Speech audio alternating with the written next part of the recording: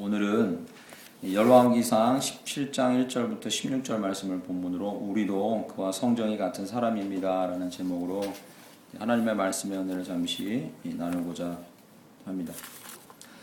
북이스라엘과 남유다가 원래는 하나의 나라였는데 둘로 갈라지고 나서 남유다는 아시는 대로 다윗의 충성심 때문에 하나님을 사랑하는 마음 때문에 왕조가 갈리지 않을 것이라고 하나님이 약속하셨지만 북이스라엘은 벌써 초반부터 3번의 반역이 있었고 4개의 왕조가 생겨납니다. 참 국민들이 보기에 얼마나 두렵고 불안한 역사겠습니까? 그렇죠.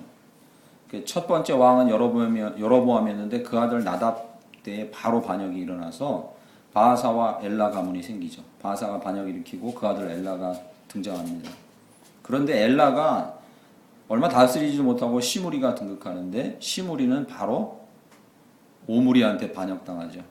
이게 반역의 역사가 계속 반복됩니다. 그리고 그 오므리의 아들이 아합이고, 그리고 그 아합 때에 이 사역했던 엘리야 선지자 얘기가 17장부터 등장합니다. 엘리야라는 이름이 성경에 등장하면 모든 사람들은 먼저 그의 이 엘리야라는 이름에 걸맞은 단어가 떠오릅니다. 권능이라는 단어죠. 능력, 권능 이런 단어입니다.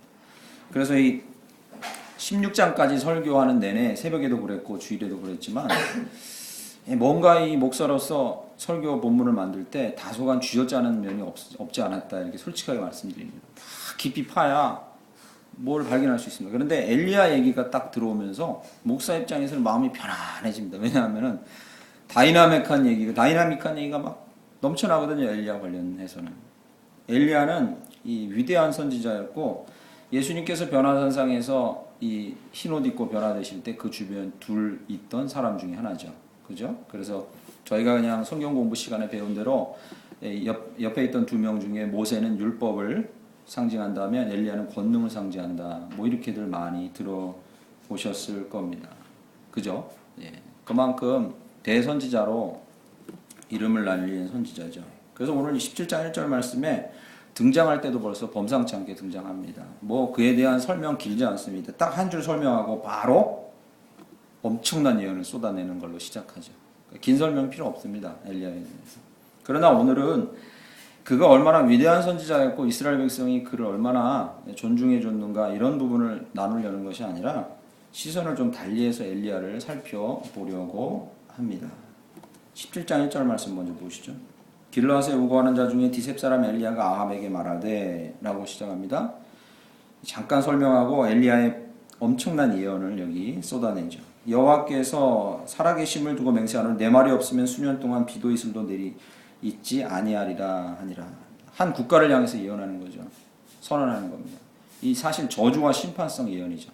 너희가 하나님 앞에 잘못했기 때문에 내가 너에게 예언한다. 심판한다. 저주의 예언을 한다. 수년 동안 비도 이슬도 없을 것이다. 끔찍한 이야기죠. 1절 말씀을 읽으시고 여러분 엘리야의 이 예언을 하고 있는 엘리야의 모습을 한번 상상해 보시면 어떻겠습니까? 목을 꼿꼿이 세우고 자신감 넘치며 의기양양한 모습으로 그렇게 예언을 이렇게 선언하고 있는 것 같습니까? 어떻게 느끼시는지 모르겠네요. 이런 모습은 어떻습니까? 이렇게 예언하면서도 말은 해놨는데 3년이나 수년 안에 비가 한 번이라도 오면 나는 어찌하노? 뭐 그럴 것 같지는 않습니까? 엘리야라? 그래도 엘리야인데 저는 그렇게 생각하지 않습니다. 수년이라는 기간이 비가 한 방울도 안 내리고 이슬도 없을 만한 기간은 아니죠. 그죠? 상당히 긴 기간입니다. 한 달 정도 그런 예언을 하라 했다면 뭐 저도 하겠어요. 한 달 동안 비 없을 것입니다. 수년 동안 비도 이슬도 없을 거라는 예언을 하고 나서 혹시라도 라는 생각을 안 했을 리는 없을 겁니다. 또요. 지금은 하나님께서 하라고 해서 이렇게 예언을 했는데 더 심한 예언하라면 어찌하노. 또 다른 건요. 성난 백성들이 나를 어찌하면 어찌할꼬. 제가 드리려는 말씀은 이것입니다. 엘리야는 위대한 선지자였고 하나님께 정말로 크게 쓰임 받았지만 그러나 그는 피도 눈물도 없고 그리고 강철 같은 선지자요. 그리고 감정적인 동요도 없고 두려움도 전혀 없는 그런 선지자가 결코 아니었다. 17장 1절 말씀을 읽고 야, 이 사람 이렇게 대단하게 등장하네 하면서 그에 대해서 우상화시키는 것은 대단히 좋지 않은 태도인 거죠. 그는 얼마든지 백성들의 위협을 두려워했을 것이고 비가 혹시라도 오면 어쩔까 두려워했을 것이고 하나님이 더 심한 예언을 나를 통해서 시키면 어쩔까 그것도 염려스러웠을 것입니다. 엘리야가 그런 염려를 가질 법했다는 증거가 두 가지 있습니다. 첫 번째는 이것입니다. 엘리야가 놀라운 사역들을 계속해서 해나가거든요. 이 말씀에 보면. 그러는데 그 중간중간에 엘리야가 뭐라고 합니까? 도망 다니고 나 죽여달라 하고 여기서 좀 쉬겠다 하고 그만 좀 하시라 하고. 첫 번째 증거입니다. 엘리야가 예언을 할 때는 정말로 덤덤하게 한 게 아니에요. 엄청난 두려움과 그리고 고민 가운데 한 거죠. 두 번째 증거는요. 모세와 엘리야가 예수 옆에 있었고 이스라엘 백성들에게는 정말 떠받드는 우상과 같은 존재였지만 모세가 어떻게 다듬어져 갔는지 저희는 압니다. 아시죠? 전 안 됩니다. 전 안 됩니다. 전 안 됩니다. 끝까지 하다가 하나님의 노여움을 샀던 게 모세입니다. 무슨 말씀을 드리고자 하는 거냐면 오늘 본문 말씀 1절부터 16절까지를 잠시 살펴보면서 하나님은 엘리야를 위대한 선지자로 쓰시기 위해 엘리야 자신을 그를 어떻게 훈련하셨는가 여기에 저희는 주의를 기울여야 합니다. 그가 어떻게 멋들어지게 사용되었고 얼마나 큰 기적이 드러났는가도 중요하지만 하나님께서 엘리야를 어떻게 그렇게 쓰시려고 다듬어 가셨는가에 저희는 주의를 기울여야 합니다. 왜? 그게 왜 중요합니까? 왜? 그게 왜 중요합니까? 저희는 오해를 합니다. 정말 부족하고 연약한 그리고 평소에 어떤 훈련이나 이런 고난 가운데 없어도 하나님께서 불 한번 내려주시면 성령이 한번 그 안에 훅 임해가지고 확 그냥 뒤집어 주시면 정말로 기적 같은 일을 행할 수 있다고 착각들을 합니다. 그것도 물론 맞는 얘기지만 그러나 평생을 놓고 봤을 때 우리의 삶에서 하나님이 우리에게 원하시는 것은 이것입니다. 우리를 계속 다듬으시기를 원하신다는 거죠. 할렐루야. 우리가 죽는 순간까지 우리가 온전하게 성화되는 순간까지 계속해서 우리를 다듬어 가시길 원하시는 거죠. 우리가 너무 낙관적으로 생각하지 않도록 우리가 너무 비관적으로 생각하지 않도록 우리가 우리 스스로를 너무 낙관적으로 생각하거나 우리가 우리 스스로를 너무 비관적으로 생각하지 않도록 그렇게 해서 우리가 낙심에 일찍 포기하거나 또는 자만감에 빠지지 않도록 하나님은 계속해서 우리의 마음과 삶 가운데 계속해서 엘리야를 다루듯이 그렇게 다루고 계시다. 오늘 주보 맨 앞부분을 보시면 야고보서 5장 17절 말씀 한 절을 인용해놨는데 그 말씀을 우리 함께 읽어보겠습니다. 주보의 맨 앞에 써있죠? 이 야고보서 5장 17절 말씀 우리 함께 읽어보겠습니다. 시작. 엘리야는 우리와 성정이 같은 사람이로되 그가 비가 오지 않기를 간절히 기도한즉 3년 6개월 동안 땅에 비가 오지 아니하고. 아멘. 아멘. 야고보서 5장 17절에 이렇게 얘기합니다. 엘리야는 우리와 성정이 같은 사람이다. 이렇게 얘기합니다. 이런 각도, 이런 시각에서 우리가 오늘 본문을 잠시 살펴보고자 합니다. 이 말씀은 이런 의미가 아닙니다. 엘리야는 우리와 성정이 같은 사람이라 영어 표현식으로 하면 엘리야 그도 우리와 똑같은 사람이다 이런 표현입니다. 별다른 사람이 아니다 이런 얘기죠. 그런데 이 말씀을 오해하시면 안 됩니다. 우리도 엘리야가 했던 일을 똑같이 다 할 수 있다 이렇게 이해하시면 안 돼요. 엘리야와 우리는 부름받은 목적 자체가 달라요. 그리고 시대가 달라요. 당시처럼 지금은 계시를 직접 받는 게 아니에요. 엘리야도 우리와 성정이 같은 사람이라 하니까 저도 하나님이 직접 계시 줄 수 있습니다. 뭐 이렇게 이 얘기는 아니에요.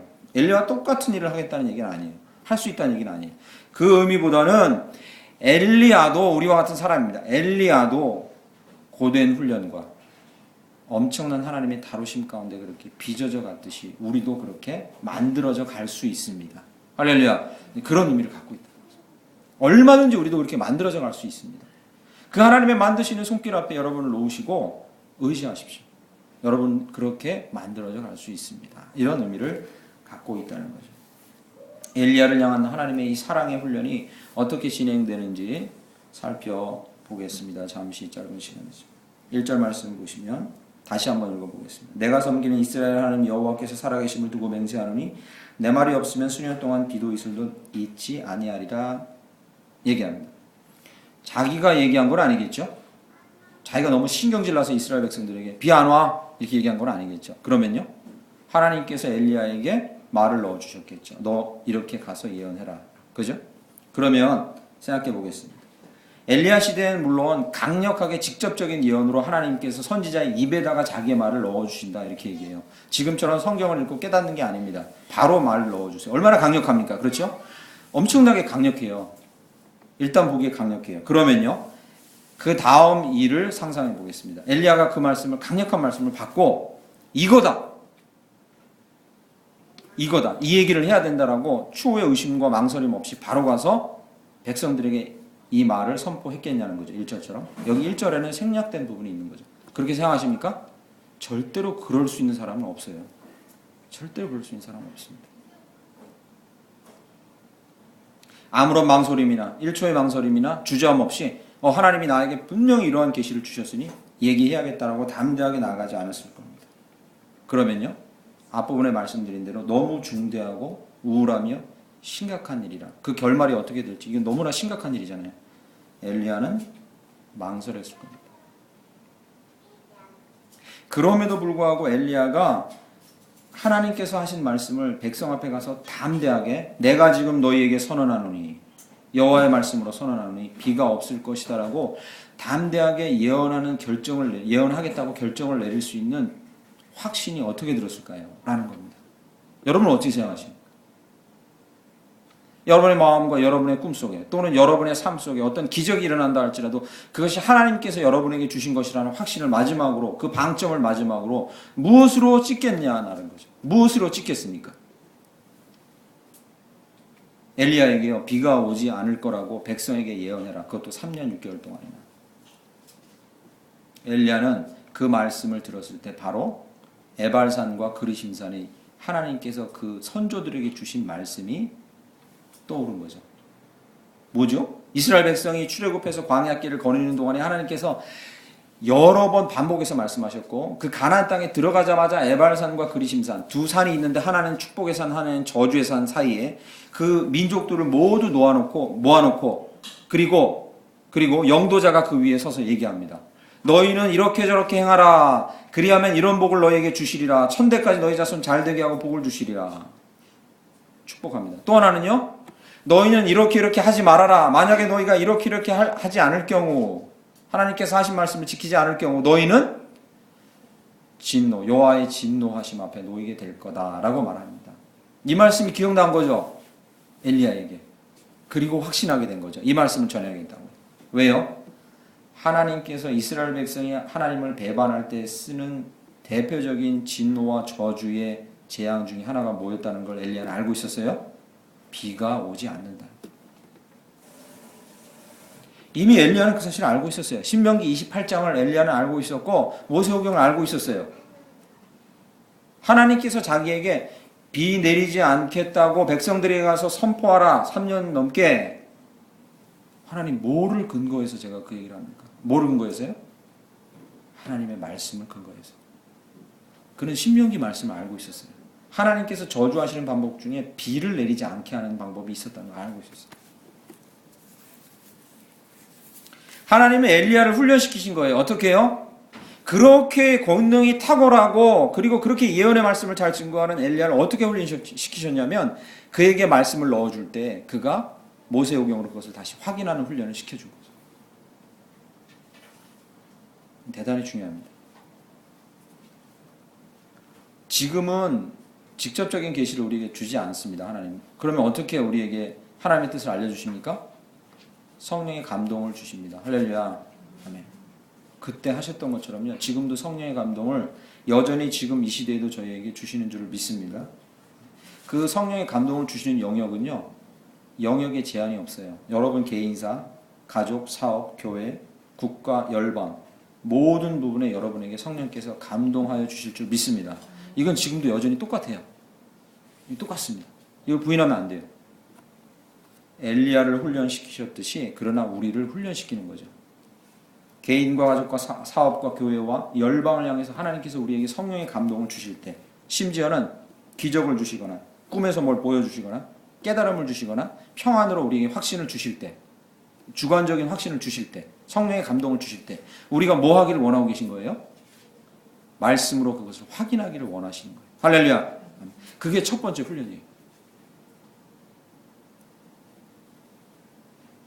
반드시 완결되며 계시된 말씀, 이 성경 말씀으로, 이 말씀으로 우리가 꾼 꿈이나 우리가 깨달은 깨달음이나 우리 마음에 있는 평안이나 우리가 느끼는 경험한 기적들을 확증하기를 원하고 계십니다. 이게 첫 번째 훈련입니다. 이 훈련 과정 가운데 성실히 여러분이 걸어가셔야 여러분은 교만하지 않고 여러분은 낙담하지 않게 됩니다. 저희가 지금 시편 통독하고 있어요. 6월 한 달. 그죠? 힘드시죠? 그죠? 이걸 지키기가 너무 힘듭니다. 너무 힘들어요. 아유, 솔직히 말씀드리면 저도 어저께 저녁에 이틀치 몰아서 벼락치기 했습니다. 이틀치. 10편이죠. 뭐 벼락치기 했어요. 그러나 여러분 다 안 읽으셔도 좋고 조금만 읽으셔도 좋은데 우리의 이 생각은 바꾸셔야 돼요. 왜냐하면 내가 이 말씀으로 나에게 주신 확신을 확증하지 못하면 난 단 한 걸음도 나아가지 않겠다라는 그런 마음의 태도를 가지고 말씀을 대하시기 간절히 축원합니다. 그 목적을 위해서 성경을 읽는 거예요. 성경 지식이 풍부해지기 위해서 읽는 게 아닙니다. 제가 그걸 위해서 여러분에게 부탁드리고 제 자신을 단련하는 게 아닙니다. 성경을 읽는 행위는 그날과 일생과 개인에게 열방을 향하여 주신 하나님의 이 성령의 주관적인 감동을 마지막으로 확인하며 방점을 찍는 과정인 거예요. 이렇게. 아, 이게 맞구나, 나에게 주신 게 이렇게. 성경을 읽는다고 그런 일이 일어납니까? 일어납니다. 할렐루야. 일어납니다. 반드시 일어납니다. 우리가 꾼 꿈, 우리 마음 주신 감동, 이것들을 뒤에서 밀어주시는, 이게 맞다고 확인해 주시는 성경 말씀이 성경 어느 부분을 읽고 있든지 간에 꾸준히 읽고 있으면 그것이 우리 것이 되고 확인이 됩니다. 그래서 부탁드리건대 아무리 큰 징조가 있어도 아무리 놀라운 꿈을 꿨거나 기적이 일어나도 말씀이 주어지지 않는다면 섣불리 움직이시면 안 됩니다. 그래서 확증하는 말씀이 나한테 내가 그 말씀을 붙들지 않는 한은 섣불리 움직이면 안 됩니다. 엘리야가 그렇게 했거든요. 그에게 얼마나 놀랍게 신비한 계시가 임했겠어요. 엘리야인데. 그러나 그는 비가 오지 않는 이 저주의 예언을 하고야 말리라는 확증을 신명기에서 얻은 거예요.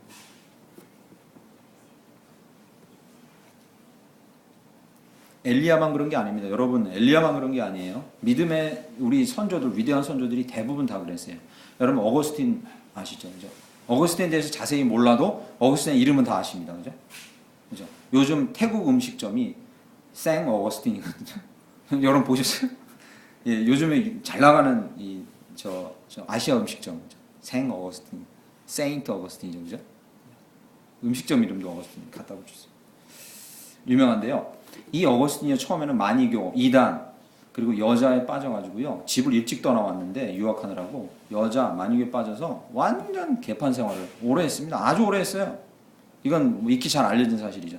아주 오래 했습니다. 그런데 이 어거스틴이 마음 가운데 뭐가 계속 이렇게 찌르고 너는 이래서는 안 된다라고 계속 찌르다가 어거스틴의 이 삶을 완전히 바꿔놓는 행위의 변화를 일으킨 이래서는 안 되겠다는 확신을 준 것은 바로 두 구절의 말씀이에요.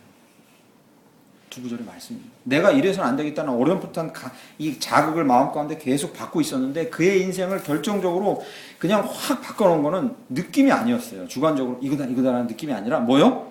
말씀이 그에게 온 거예요. 어떤 식으로 왔냐? 집에 책 보고 있는데 문 열어놓고 밖에서요.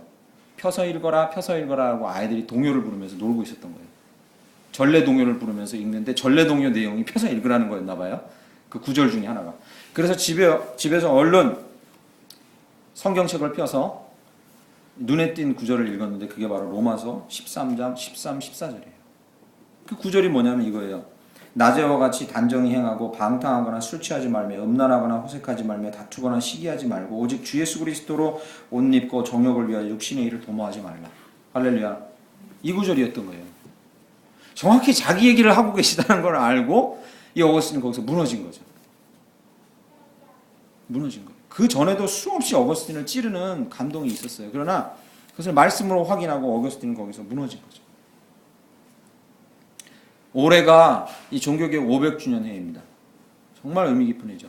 근데 루터가 이 자기의 목숨을 앗아갈 수도 있는 이 재판관들 앞에서 나는 부인할 수 없습니다. 내가 성경을 통해서 깨달은 걸 부인할 수 없습니다라고 그가 그렇게 꿋꿋하게 서 있을 수 있었던 이유는 무엇이냐면요.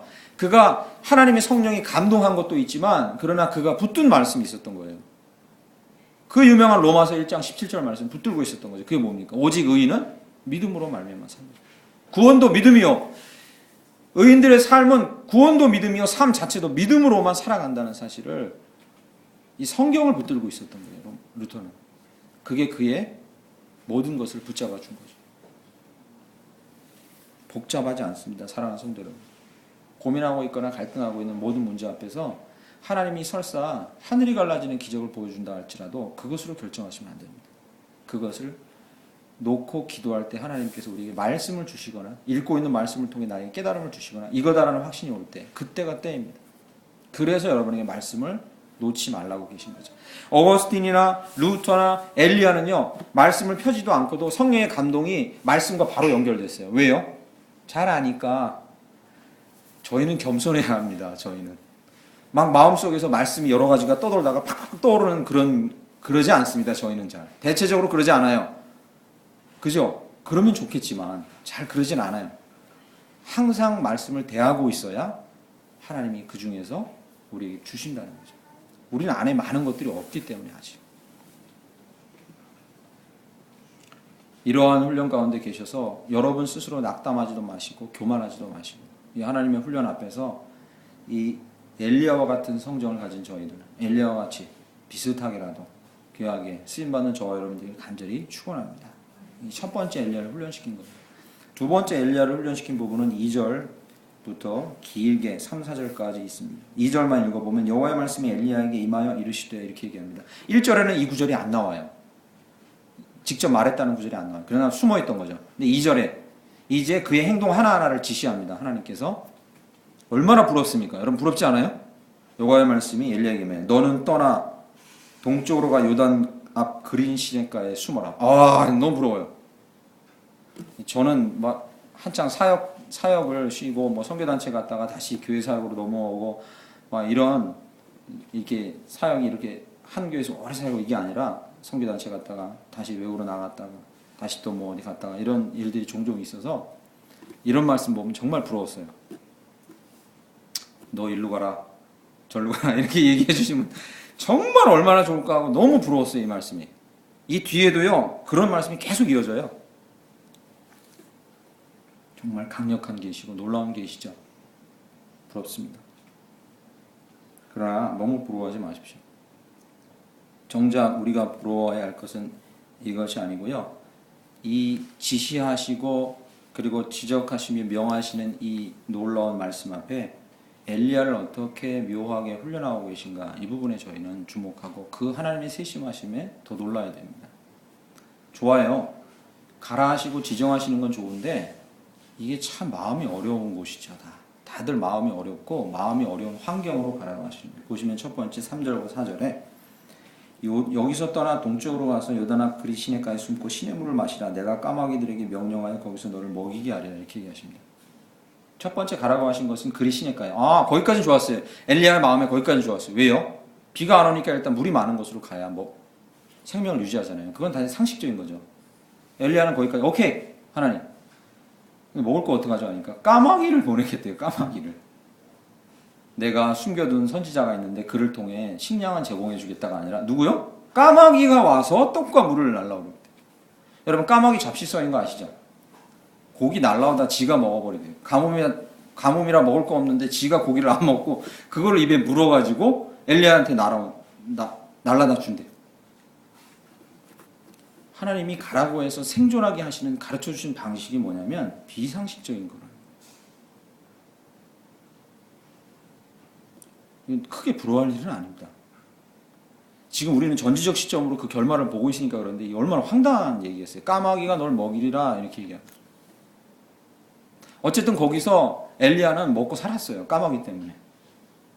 참 이것도 좀 일반인들이 이해하기 너무 힘든 일이에요. 그런데 거기에 물이 마르고 이제 물이 마르겠죠. 왜냐하면 거기만 물 안 마르고 있으면 하나님께서 그 고통 다 백성들과 감내하지 못하게 하겠죠. 공감이 없으니 어떻게 중보하겠습니까? 거기도 물이 말랐어요. 엘리야가 거기서 물이 없어갖고 못 살게 됐어요. 그러니까 8절로 가보시죠. 8절. 엘리야가 하나님을 목 빠지게 보고 있어요. 하나님께서 얘기합니다. 여호와의 말씀이 엘리야에게 임하여 이르시되 너는 일어나 시돈에 속한 사르밧으로 가서 거기 머물라. 내가 그걸 과부에게 명령하여 내게 음식을 주게 하였느니라. 이게요. 시돈이 어디냐면요, 이스라엘 백성이 경멸하는 이방 민족, 이스라엘 민족이 아니에요. 이스라엘인들은 결코 가지 않는 지역이에요. 가지 않아요. 가지 않습니다. 여기 경멸하는 지역이에요. 그런데 경멸하는 지역 중에서 누구에게 가냐면 누구요? 과부에게 간대. 과부. 과부는 당대의 이스라엘과 그 주변 지역의 가장 빈민 계층이에요. 빈민. 그래서 과부와 고아가 성경에는 상징적으로 가장 없는 사람들로 나타나요. 가장 극빈자예요. 내가 너에게 살 길을 알려주겠다. 과부가 있는 데로 가서 과부촌에 가서 거기서 과부에게 먹을 것을 얻어 먹고 살아야 된다. 이렇게 얘기하십니다. 얼씨구나 하겠습니까? 엘리야가 얼씨구나 했겠습니까? 무슨 말도 안 되는 이런 이야기를 하십니까? 했겠죠. 더군다나 성경에 여러분 아십니다. 여러분 잘 아는 구절이에요. 참된 경건은 하면서 나오는 성경 구절이 있어요. 여러분 아시죠? 참된 경건은 과부와 고아를 돌보는 것이 아닙니까? 이런 구절이 나와요. 이거 돌봐야 되는 대상인데 거기 가서 얻어먹으라고 지금 하고 있는 거잖아요. 하나님께서 엘리야를 향해 자세하게도 말씀해 주셔서 정말 좋겠다 하지만 그러나 이것은 비상식적이며 전통을 깨는 행위를 하라는 이런 정말로 어처구니 없는 요구이셨던 거죠.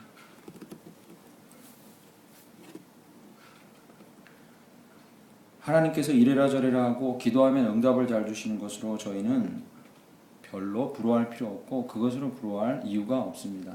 왜냐하면 하나님께서 더 잘 말씀해 주시고 더 강력하게 말씀해 주시는 사람에게는 분명히 말씀이 임할 때 육신적 본능과 상식과 욕심과 전통과 심지어 그의 계획을 수정하라는 조정의 요구가 거기에 분명히 담겨 있기 때문입니다.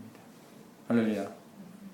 거기엔 분명 그런 요구가 없는 하나님의 말씀은 단 한마디도 있을 수 없습니다. 왜겠습니까?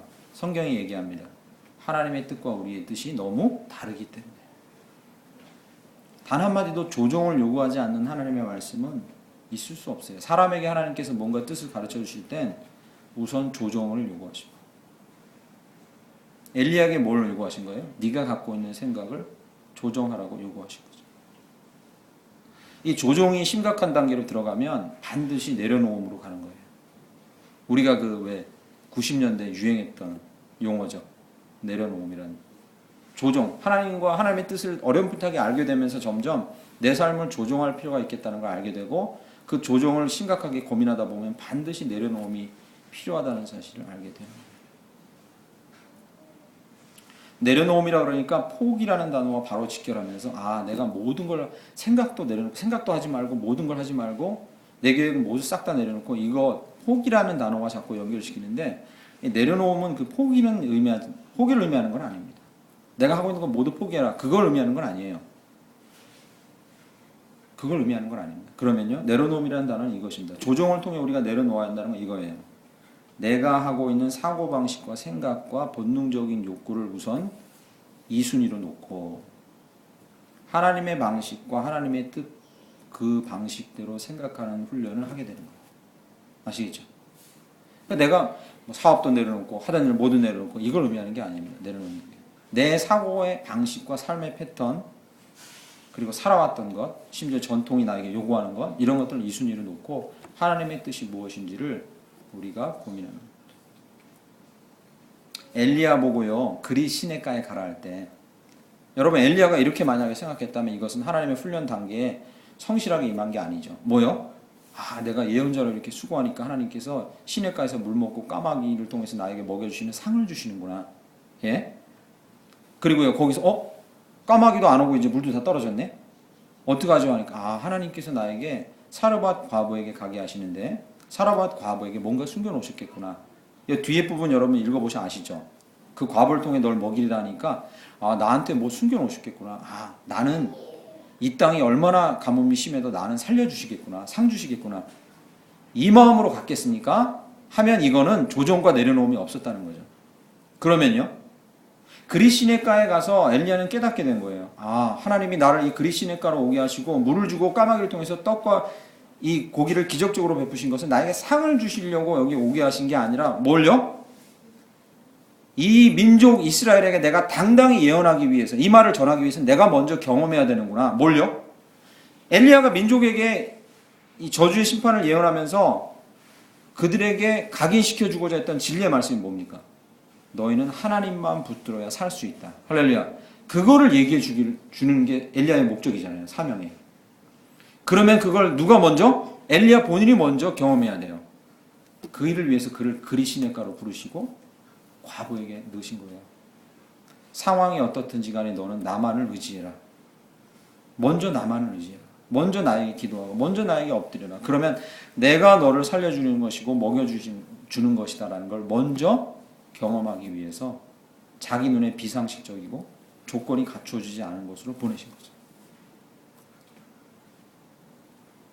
거기서 엘리야는 자기의 생각을 다 내려놓습니다. 아, 나를 먹이시고 나를 살리는 게 목적이 아니라 이 민족에게 하나님만을 의지하라고 말하기 위해 나를 이렇게 지난 경험 가운데로 이끌어 주시는구나. 왜 시돈으로 보내시고 사르밧 과부에게 보내십니까? 나중에 세월이 흘러 예수님께서 시돈으로 가십니다. 그리고 예수 그리스도께서 죽으시고 부활하신 이후에 사도 바울을 통해서 하나님 말씀하십니다. 나는 너희들만 구원하는 게 내 목적이 아니라 이방에까지 너를 보내리라. 사도 바울이 얘기하죠. 결국 이 엘리야를 통해서 뭐까지 보게 하시는 겁니까? 나는 너희 민족의 아픔과 가뭄을 통해서 너희가 흩어지거나 너희가 제대로 깨달아서 너희를 통해 세상에 복을 주고자 하는데 이 계시를 엘리야 너를 통해서 깨닫게 하겠다. 할렐루야. 여기까지 하나님 생각하고 계신 거죠. 그러므로 사랑하는 성도 여러분, 엘리야에게 2절 말씀에 여호와께서 말씀하셨듯이 성령께서 우리에게 말씀하실 때 저와 여러분 마음 가운데 이 기대를 가지고 그리고 이 태도를 가지고 하나님 앞에 나아가게 되길 간절히 축원합니다. 나의 삶에서 내가 어느 곳으로 가든지 무슨 결정을 하든지 나에게 어떤 조종과 또 어떤 내려놓음을 말씀하실까? 새로운 직장에 터가 생겨서 그곳으로 가는데 내가 거기서 돈을 벌게 되겠구나가 아니라 물론 돈을 벌어야 되죠. 성실하게 일해. 그러나 새로운 직장이 생기거나 새로운 터전을 갈 때 여기가 나의 또 하나의 사명지구나. 여기가 나의 또 하나의 사명의 장소구나. 여기서 또 하나님은 나에게 어떤 하나님의 일을 경험하게 하실까라는 이 기대가 우리에게 있다면 우리는 하나님의 훈련 도상에 잘 가고 있는 거죠. 할렐루야. 잘 가고 있는 거죠. 이것이 엘리야에게 주셨던 하나님의 두 번째 훈련의 과정이었던 겁니다. 세 번째 마지막은 이것입니다. 이제 사르밧 과부에게 갑니다. 사르밧 과부에게 가서 10절 말씀 보시죠. 그가 일어나 사르밧으로 가서 성문에 이를 때에 한 과부가 그곳에서 나뭇가지를 줍는지라 이에 불러 이르되 청하건대 그릇에 물을 조금 가져다가 내게 마시게 하라. 11절 말씀 보시면 이렇게 얘기합니다. 그가 청하건대 그릇에 물을 조금 가져다가 내게 마시게 하라. 그리고 11절에요. 그가 가지러 갈 때에 여인이 가지러 갈 때 엘리야가 그를 불러 이르되 청하건대 내 손에 떡 한 조각을 내게로 가져오라. 얘기합니다. 별반 아무렇지도 않은 얘기 같지만 여러분 이 엘리야가 이 과부에게 이 두 마디의 말을 하는 것이 얼마나 마음에 어려웠을까 여러분 상상해 가십니까? 상상해 가시죠. 그거 먹고 죽을라는 여인한테 가서 두 마디를 해야 됩니다. 뭐요? 물 너 먼저 마시지 말고 나한테 가져와라. 그죠? 그리고요. 그 떡 너 먼저 먹지 말고 나한테 먼저 가져와라. 이게 얼마나 엘리야의 입이 떨어지기 힘든 말씀이었겠어요. 그렇지 않습니까?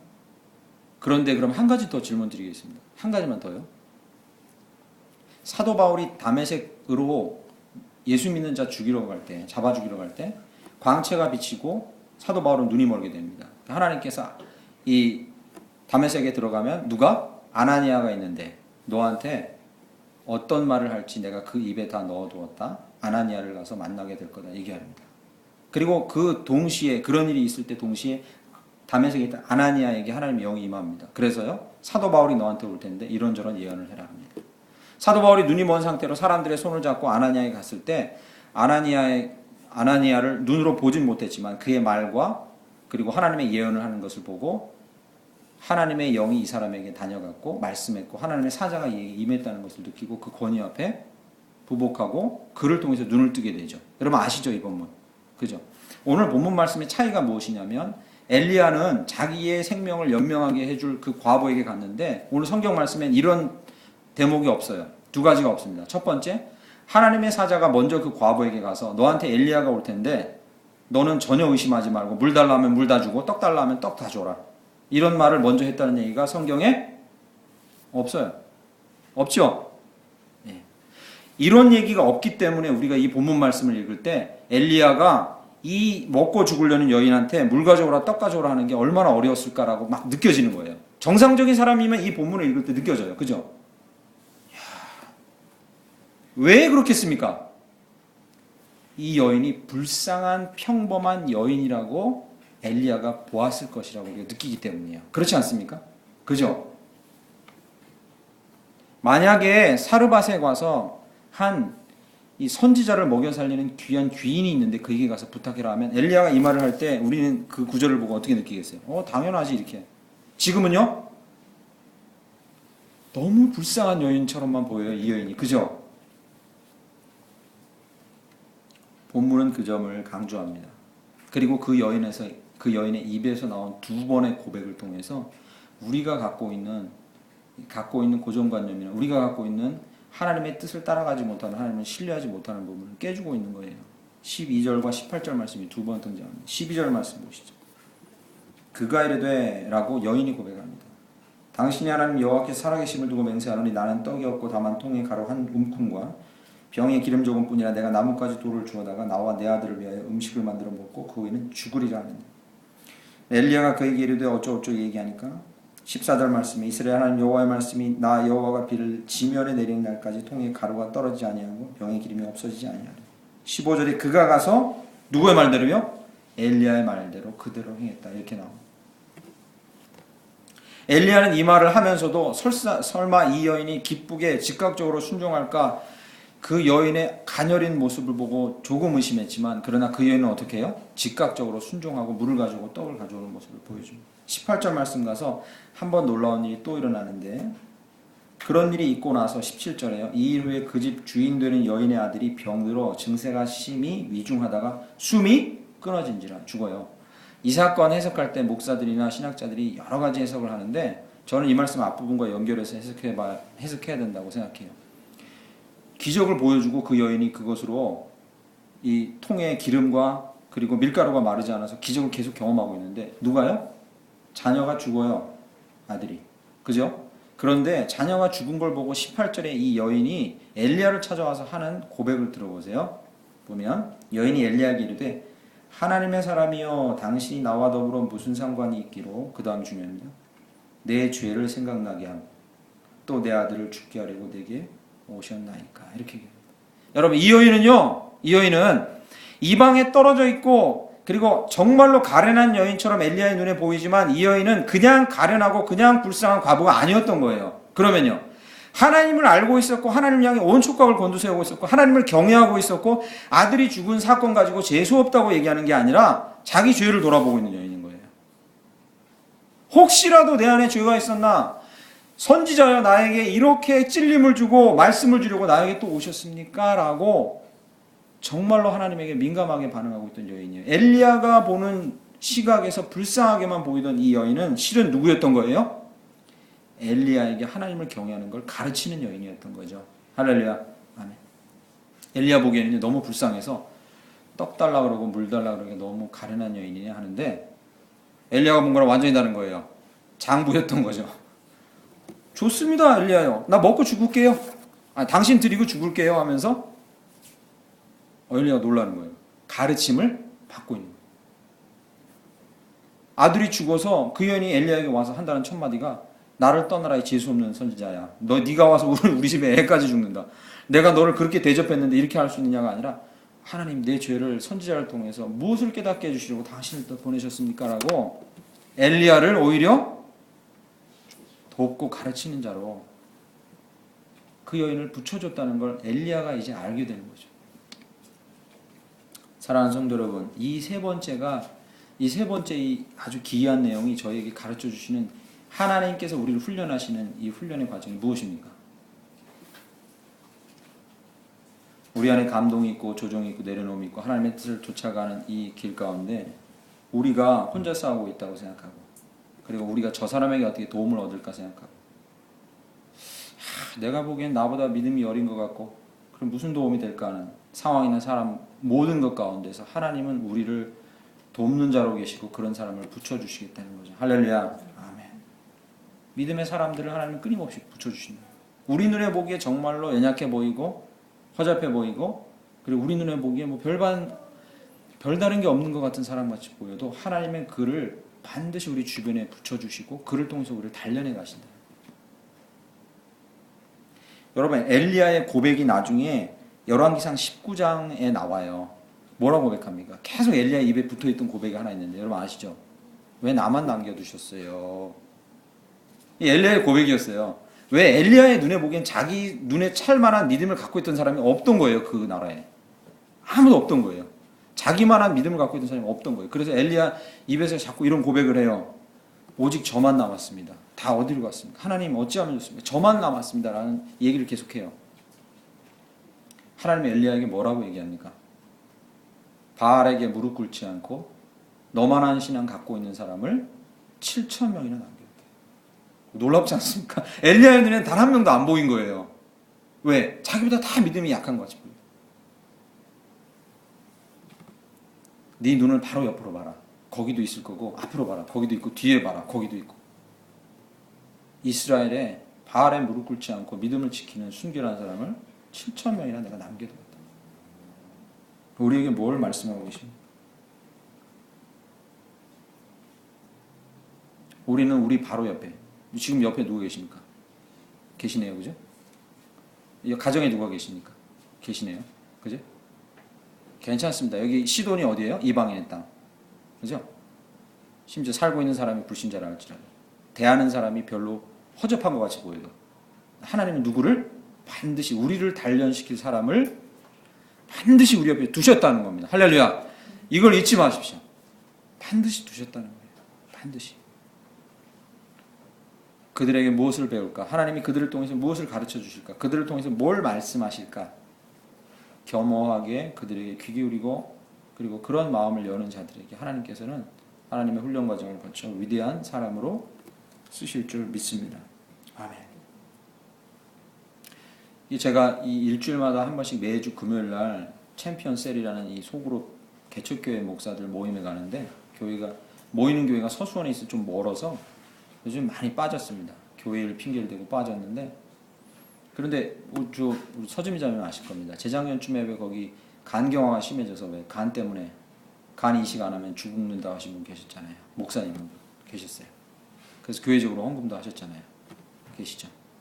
근데 그분이 죽었어야 될 분입니다. 그 이후에 간경화가 급성암으로 발전해서 바로 한 4개월 전에 아주대학병원에 입원했는데, 아주대병원에서 혈액을 타고 암이 모든 부분에 다 퍼져서 이제 장례를 준비해야 된다고 아주대병원에 입원하셨어요. 4개월 전쯤에. 이제 간이 암에만 있는 게 아니라 다 퍼진 거죠, 이미. 그래서 돌아가셔야니까 가족들은 이제 준비하시라고 해서 아주대병원에서 이제 그렇게 해서 입원했는데 지금 살아계셔요.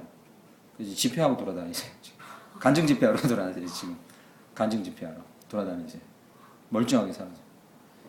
근데 물론 이제 간을 다 떼내고 이식했어요. 간을 이제 완전히 다 떼내고 남의 간으로 이식하고, 그것도 기적이었는데, 그리고 그 몸에 퍼진 암세포가 다 순식간에 사라지는 역사가 있었어요. 그래서 이제 아주대병원에서 그 놀라는 일이라고 의사가 이제 그랬는데, 그래서 지금 멀쩡하게 지금 간증하러 다니세요. 저희 교회도 한번 오실 거예요. 제가 이제 모시려 하고 있어요. 이게 뭐 기적을 경험하기 위해 모신다 이거보다는 하나님께서 이제 살아계시고 역사하셨다라는 걸 본인이 간증하고 싶다. 더 충만한 교회에서도. 그래서 이제 한번 오실 수 있습니다. 지금 전국을 다 다니고 계시는데 갑자기. 그런데 그 말씀을 이제 드리려는 게 아니라, 이분이 이제 겸손하게 자기가 아픈 그 와중에도 계속 이제 누구에게? 또 작은 모이는 개척교회 목사들에게 기도 부탁을 계속 하시는 거예요. 그러니까 이제 여러분이 기도 안 해주시면 제가 어떻게 하겠습니까? 계속 기도 부탁. 여러분과 많이 나눴었죠, 그죠? 작년부터 나눴어요, 계속. 그분이 좀 건강해지시도록. 목사로서 그렇게 하다가 사역이 문 닫으시면 하나님 영광 가려우니까 불쌍히 여겨달라고 계속 기도부터를 계속 겸손하게 이렇게 하세요.